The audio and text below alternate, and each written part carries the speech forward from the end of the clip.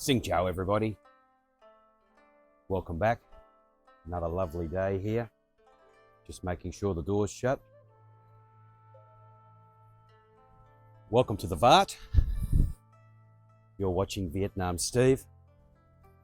And I've got a good one for you today. So before I get started, I thought I'd just give you a bit of an update of the morning here. I'm running a little late. According to the clock on my arm, it's 8:23. I probably tried to get out the door at 7:23 and I was hit by a torrential downpour. However, up ahead now, I'm seeing blue skies and we should be okay. So I didn't do the 5 at 5 today, 5 kilometres at 5 a.m. I've had a bit of a cough, and I have to say I slept in till about 6. By the time I got ready to go, I was going to always be dodging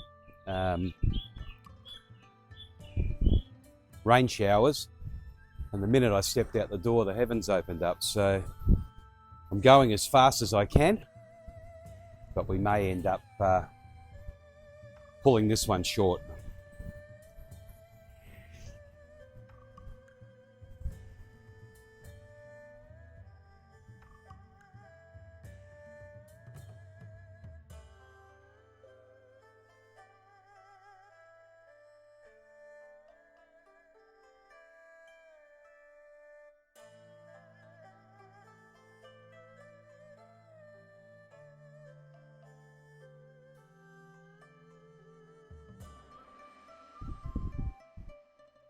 Welcome back. I just gave a 5-minute speech of what I wanted to talk about today and realised I hadn't pushed the record button, so we've all done that.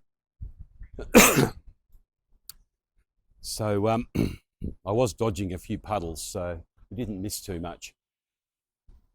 What I wanted to talk about today was just really a check-in. How Steve's going, how I'm handling the mental gymnastics of living in a foreign locale, what's I'll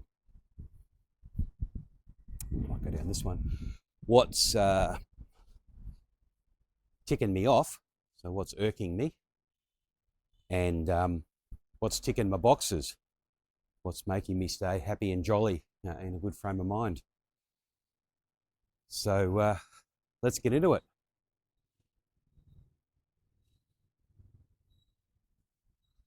So first things first, as you know, if you're a long-term subscriber or a new subscriber, you probably know there's not much that ticks me off, and that'll be a short aspect here. What's ticking my boxes is just the feeling of freedom that you get when you are in a foreign locale. You're not wrapped up by your own home country's political shenanigans, and you're just taking what's in front of you every day. There's no sort of long-term angst in the thinking. Obviously, we all have long-term goals and desires and plans, but they don't affect the short-term day-to-day life when you're in the foreign locale. So I just like being able to get up.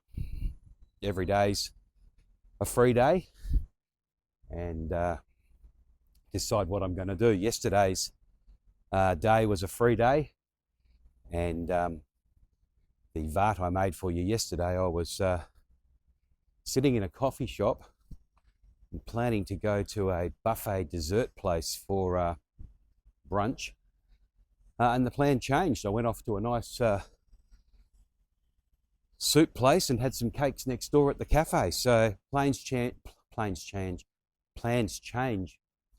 at the last moment, but the thing I really cherish is the freedom of being able to make those changes. You might have noticed I don't have sort of a structured flow to my postings. They are the postings of a of a man in Indochina, as opposed to on Monday we're going to talk about the weekend's activities. On Tuesday we're going to do a live stream. On Wednesday we're going to check in on my accommodation. I don't like that kind of structure. I like to, we're going to have to do a U-turn here in a minute by the sounds of things. I don't like that kind of structure. I like to just get off my chest, what's on my chest, and get your feedback on how you can help me navigate that going forward. I've hit a building site here. I'll just go around so you can see it. This place has jackhammers going at 7 in the morning sometimes. I'll have to go back this way because I don't want to spend too much time walking around those large cranes. So again, probably the second thing there about not having a structure in my channel here lends into that feeling of freedom that I get. I just up and go. So that's ticking my box. The other thing that ticks my box is the weather. I do like the hot, steamy weather. I don't like it too hot, obviously. But back in my home country now, it's dark at 4:30 p.m. and not a fun place to be. Whereas here we generally have days for outdoor activities every day of the week. So I like a warmer weather. I don't like winter in my home country. So that's probably another box ticker. And then the final box ticker, you know, as I'm in this semi-retirement phase of my life, is that it works well with what I want to do. So I want to be flexible. I want to make the odd bit of coin, but I also want to have a lot of free time. So if I'm doing stuff more than half my time, it's too much. I like to be more free than less free. So the first box ticker was freedom. The second box ticker was it's an unstructured way of life when you're an expat in Indochina. You can change plans at the drop of the hat, and it's probably something I've learnt from the Vietnamese people. They don't plan too far ahead. You know, I've had a conversation with my wife. She wanted to go to Korea with her friends. I said, sure, that can happen.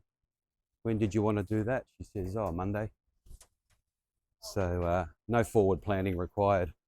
And that is relaxing and refreshing. I might go down that one for you. So even though we've had a few drips. I'm telling a lie. We had a torrential downpour. Here I am out 20 minutes later, sweating my box off, walking down the street. So that third box ticker is the weather compared to my home location. So what I'd like to know from yourselves is, what are your box tickers for getting to Southeast Asia? What's going to tick your box? And then if you've got any questions about that, you could ask me about what I think about your box tickers. Thanks for all of you that are subscribing. We're well up near the 1,000 mark now. And thanks for all those comments. I seem to get not many comments, but they are very insightful when I get them. So I really thank you for those comments. They actually get my brain going onto, holy hell, I hadn't thought of that. So that's a good thing. Like and subscribe. But I guess the thing I really want you to do is share the VART with somebody else. Oh, goodness me, I've taken a wrong turn here. I'm thinking too much about you guys and not where I want to go. So yeah, probably a good idea to have a list of box tickers for you, and then you can tick them off for the various countries in Southeast Asia. I mean, we have quite a few. They all have different attributes. Some speak English, some don't. Some have retirement visas, some don't. Some are friendly to tourists, some aren't. Some are stable and very rarely change. Some have constant change and turmoil in their overlord structures. So maybe get that list of what are your box tickers and away you go. So look, I'm just going to pick up a cup of coffee, and then I'll come back to you with some of the things that tick me off. So they're ticking other boxes, but they're the boxes that tick me off and drive me nuts. And would do my head in if I wasn't a flexible, easygoing sort of a guy. So let me get my coffee and I'll be right back with you. I should have just got up and gone back to my original table. Lady pinched my table while I was picking up my order. Let me go and have a look and see what's up there. Hang on. I will move. I'm sorry.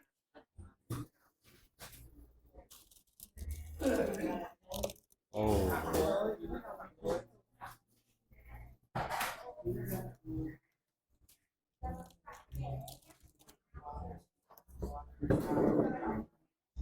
Right, sorry about that. I now have a dirty table, but and it's not my table because a second person stole my table. So essentially I sat down after I had my order. I had the little buzzy thing, and immediately I stood up when the buzzer went.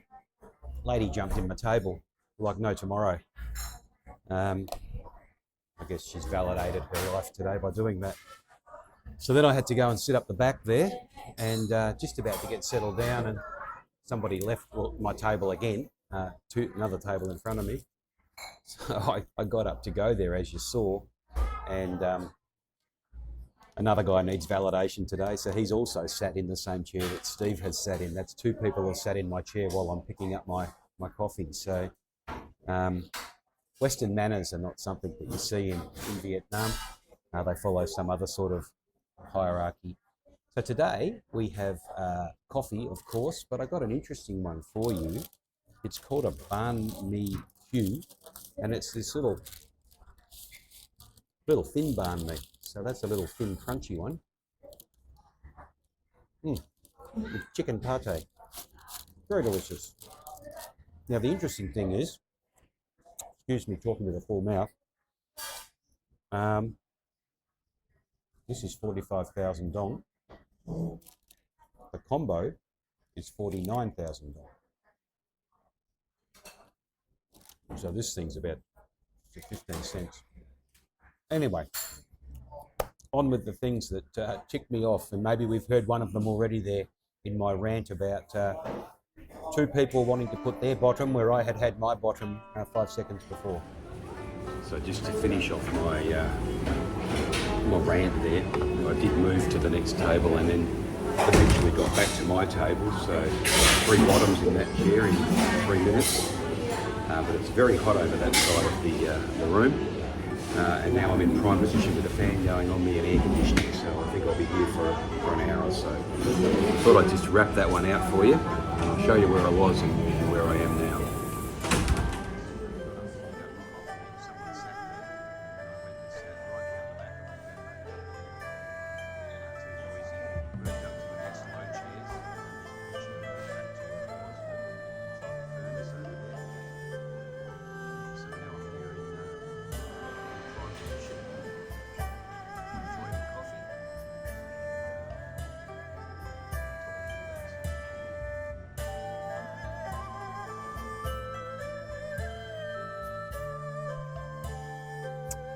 I've spent a bit of time thinking about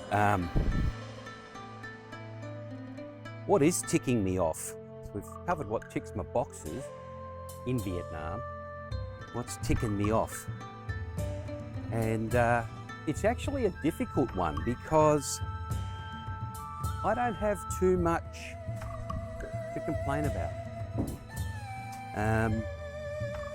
Some of the things that you annoy you or you think might tick you off are just your own preconceptions from wherever you've come from. So maybe that's my problem, not the ticker office problem.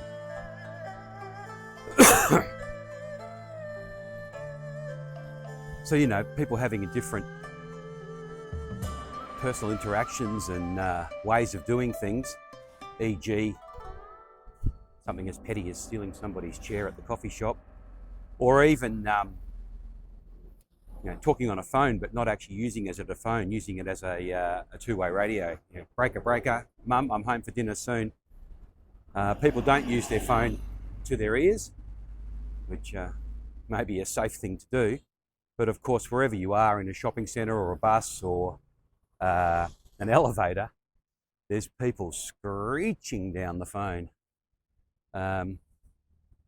which grates a bit on me, but it's probably not going to get a tick in the ticking off box. And then I was thinking, are these things in Vietnam that tick me off, or are they just things that tick Steve off wherever they are? And I think it's a probably wherever they are thing. So, I found it very hard to find, what ticks me off about Vietnam.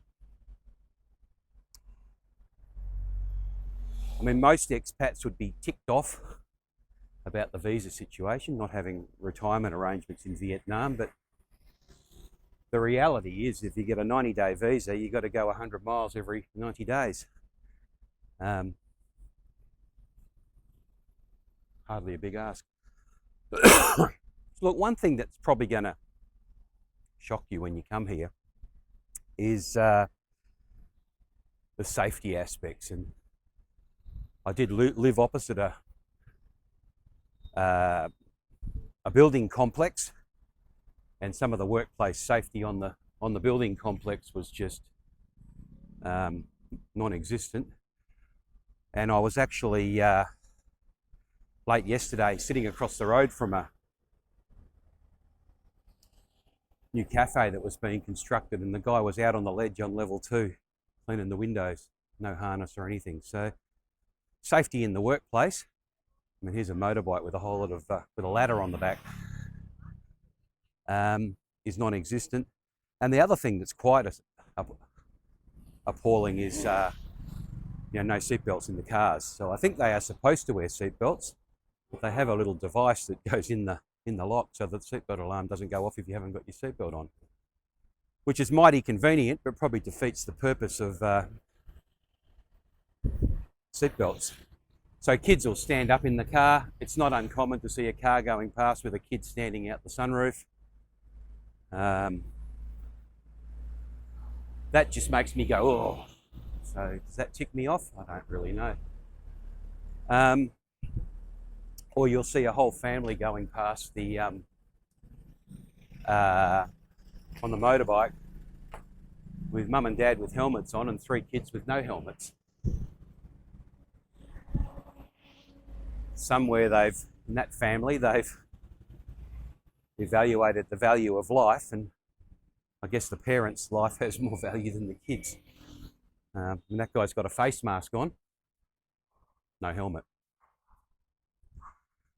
So this lady's got a face mask and a helmet. But I, in my brain, can't see I just don't understand it. That's what it is. Steve doesn't understand it. I don't understand the decision-making process that says, I'll wear a face mask on my motorbike, but I won't wear a helmet. So that doesn't tick me off. It's just I'm inexperienced in the ways of the world and how these things operate. That's something I can learn over time. So interesting. So I think, look, you draw it to a close. There are plenty of ticks in the Vietnam box, but when it comes to what ticks me off about Vietnam, I haven't really enunciated any that are any different to anywhere else. I ducked around a few streets where there's some dogs going crazy, and I'm always worried, are they going to come out and sniff my feet, or are they going to come out and bite my ankle? I don't need to be getting any sort of rabies shots or anything at this late stage of the game. Just going past the jackhammer on the way home. So look, thanks for watching. If you've got things that tick you off about Vietnam, put them in the comments, and I might do a VAD about, are these really things that tick you off about Vietnam, or are they just things that tick you off because you're old and curmudgeonly? Similarly, I mean, everybody loves Vietnam food, everybody loves Vietnam people. There's great things to love about the climate and the freedom of the country. So they're a well-known list, but real things that tick us off about Vietnam would be useful for me to today. Just a short one. Share the video with your best friend. Let me know if you're in Vietnam, what ticks you off about Vietnam. If you're coming to Vietnam, let me know what your concerns might be, things that might tick you off that's holding you up getting here. And I guess finally, if you're coming to Vietnam, why aren't you here? What is that roadblock to get here? I'm from Australia. You can live here for the cost of a packet of cigarettes a day. So it's a cheap Southeast Asian location, and just got to pull the trigger. Thanks for watching. This is Vietnam Steve. Stay frosty, and I'll see you in the next one.